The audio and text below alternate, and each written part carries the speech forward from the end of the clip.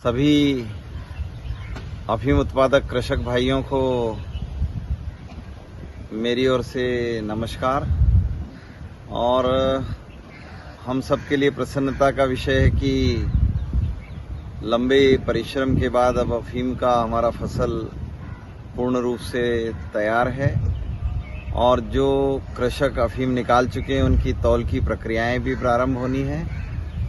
और जिन किसानों के पास सीपीएस पद्धति के लाइसेंस हैं उनके मन में एक प्रश्न था, हालांकि सरकार ने एक विज्ञप्ति निकाला था कि 31 तारीख तक निरीक्षण की प्रक्रिया चलेगी।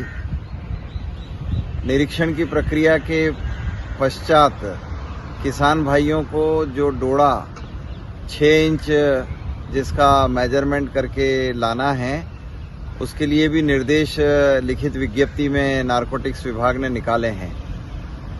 मेरा आप सब किसान भाइयों से आग्रह है कि किसी भी किस्म की गलत सूचनाओं पर ध्यान न दें। एक बड़ा स्पष्ट है कि जिन किसानों के नाम चयन के लिए निकाले गए थे, जिन गांवों में उन किसानों के चयन हो गए हैं, तो शेष किसान अपनी फसल अगर सूख गई है तो निकाल सकते हैं।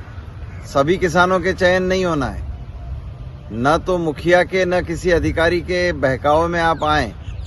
अगर गांव में 5 किसानों का चयन करना था कि उन्होंने चीरा तो नहीं लगा लिया, उन्होंने अफीम तो नहीं निकाल लिया, और ये चयनित किसानों का निरीक्षण हुआ है।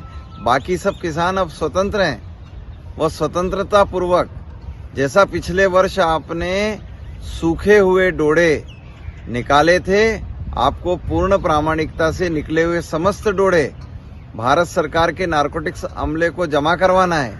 उसके लिए वो तारीख निश्चित करेंगे। और आप, अगर आपकी फसलें सूख गई है तो आपको किसी का इंतजार करने की आवश्यकता नहीं है। आप और उन फसलों को अपने घर ले जाकर सुरक्षित रखें। जिस समय विभाग आपसे कहेगा आप वहां जाकर जमा कराएंगे। जिन गांवों में अभी निरीक्षण शेष है वो गांव कृपया निरीक्षण की तारीख का इंतजार करें। जिन गांवों में एक बार निरीक्षण टीम आ गई है अब वो दूसरी बार नहीं आएगी। अगर गांव में 5 ही किसानों के निरीक्षण होने थे तो वो पूर्ण हो गए हैं। शेष किसान अपनी सूखे हुए और सीपीएस पद्धति के डोड़े अपने घर ले जा सकते हैं। बाकी सरकार जब मांगेगी तब आप उन्हें तोलकर देना है। धन्यवाद।